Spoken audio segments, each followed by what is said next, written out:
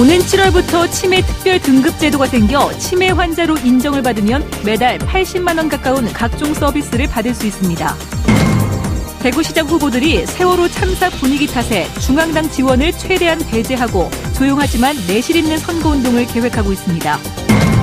버스 노선이 폐지되거나 운행 횟수가 줄어 주민들이 불편을 겪고 있는 시골 마을에 500원으로 이용할 수 있는 택시가 생깁니다. 혁신도시 발전을 위해 마련한 기획보도 혁신도시 기관장에게 듣는다. 오늘은 첫 번째 순서로 한국감정원장을 만나봅니다. 네, 계속해서 대구 경북 소식 전하겠습니다. 6.4 지방선거에 나선 예비 후보들은 선거가 얼마 남지 않았지만 세월호 참사 여파로 적극적인 선거운동을 할 수 없어 애를 태우고 있습니다. 여기에다 대구시장 선거에 나선 여야 후보들은 중앙당의 지원이 오히려 역효과를 낼 것으로 보고 유권자의 표심을 파고들 수 있는 방법 찾기에 안간힘을 쓰고 있습니다. 이상원 기자가 보도합니다.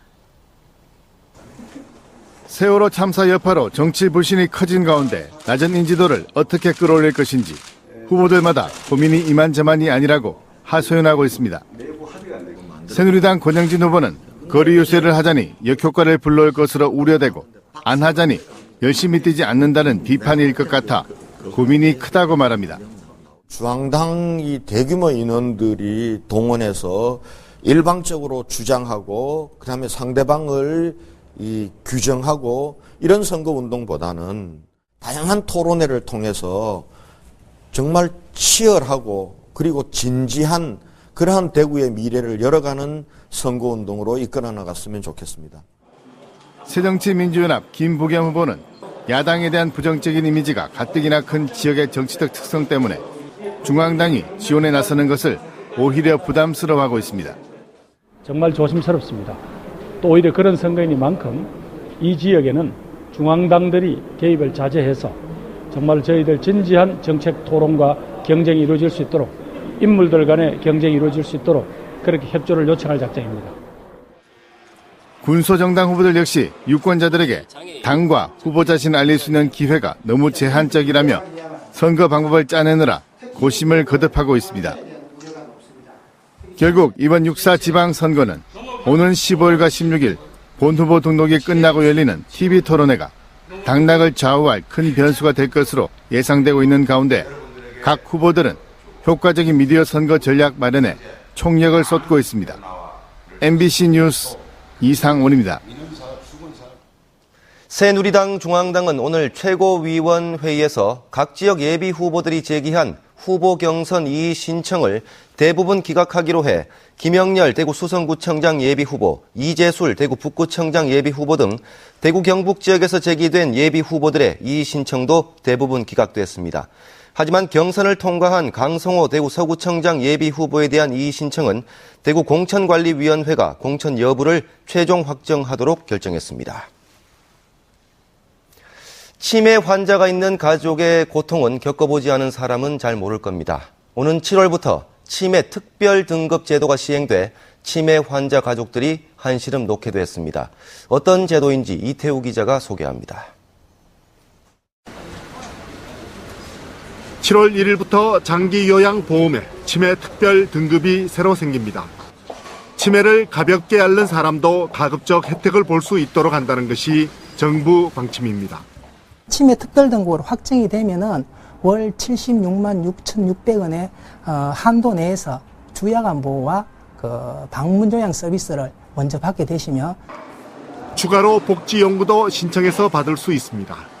그동안 치매 환자는 다른 노인성 질환자에 비해 장기 요양 대상자 선정에서 분리했습니다. 도와줄 사람이 필요한 점은 같았지만 비교적 거동이 자유롭다며 불이익을 받은 겁니다. 실제로 대구 경북의 치매 환자 6만 명 가운데 장기 요양 대상자로 인정을 받아 물질적 도움을 받고 있는 사람은 2만 2천 명에 불과합니다. 치매 환자로 판정되면 인지활동형 방문요양 프로그램과 방문 간호를 통한 치매 약물 투약 관리를 받을 수 있어 치매의 진행 속도를 늦출 수 있을 것으로 보입니다. 집에서 머물 수 있는 시간이 5년 이상 늘어나기 때문에 환자분이 시설에 들어가지 않고서도 자기의 가지고 있는 촌수를 다 누릴 수 있는. 오는 7월부터는 치매 환자 가족 휴가 제도가 도입돼서 잠시나마 간병 부담에서 벗어날 수 있게 됐습니다.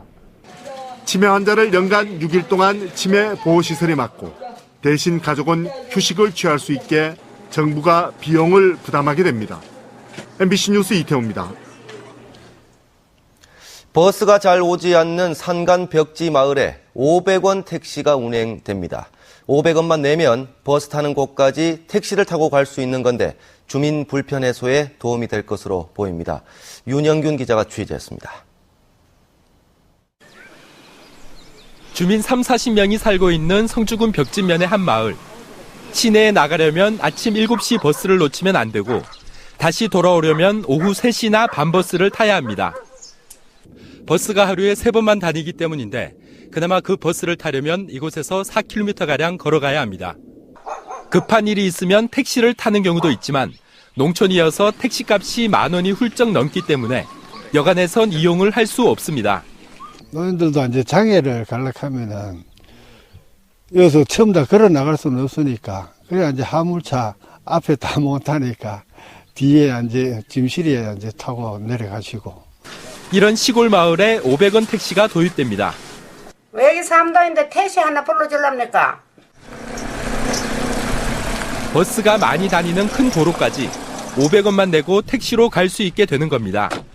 당장은 정부의 지원금으로 택시회사에 손실 부분을 지급하지만 장기적으로 승객이 적은 낮 시간대의 버스 운행을 줄여 버스회사에 지급하고 있는 벽지 노선 손실 보상금을 활용하면 추가 예산 투입은 많지 않을 것으로 예상됩니다. 벽지 노선 손실 보상금의 한 예산에 한 2천만 정도 감액이 세이브를 할 수 있습니다. 세이브가 되는 돈으로 택시업계에 손실 보상을 저희들이 추진하려고. 정부는 성주군 500원 택시 제도를 2년간 시범적으로 시행한 뒤 전국적으로 이 제도를 확대할 방침입니다. MBC 뉴스 윤영균입니다.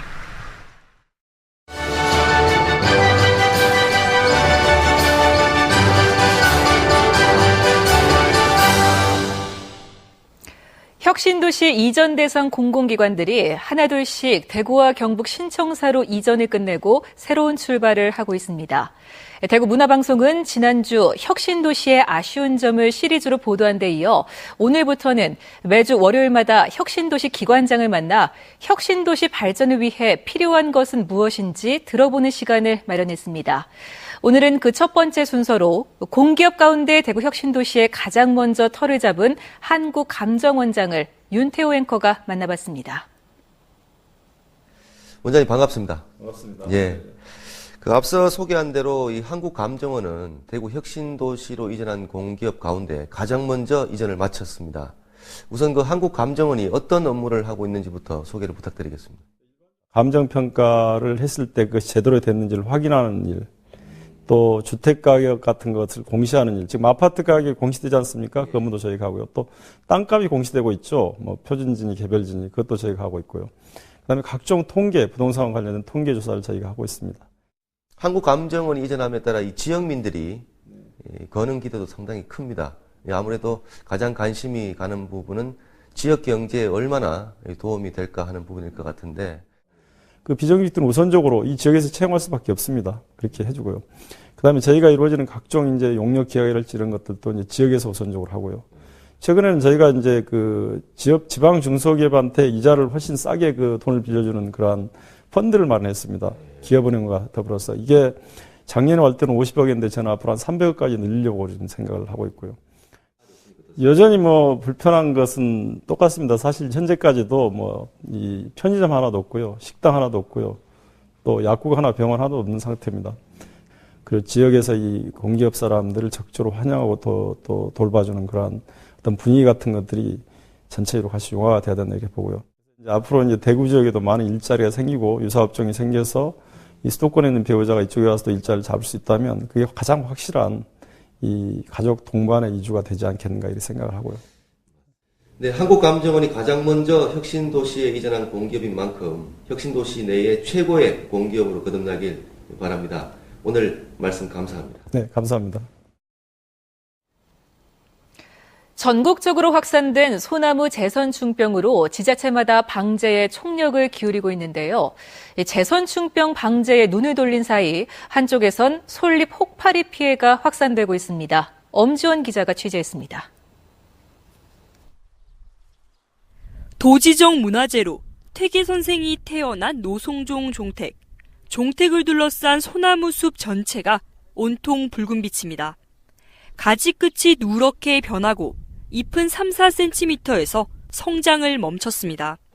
안동 지역에만 올해 이미 300헥타르가 이처럼 솔잎 혹파리 피해를 입었습니다.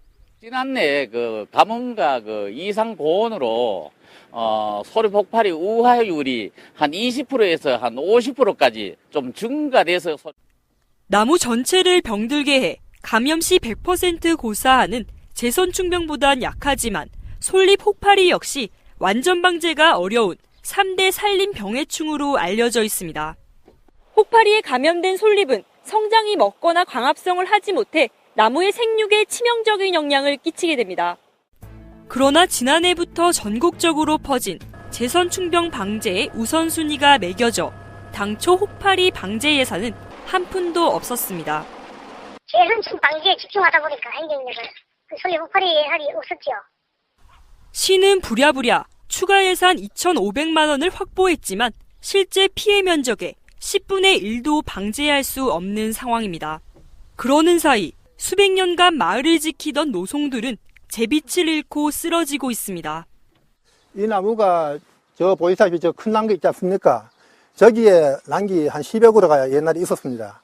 그 연차적으로 흙파리 때문에 점차 고사돼 가지고 문화재 인근에 300-400년 된 고목까지 각종 병해충에다 관리 부족으로 고사되면서 야산의 소나무는 속절없이 사라지지 않을까 우려되고 있습니다.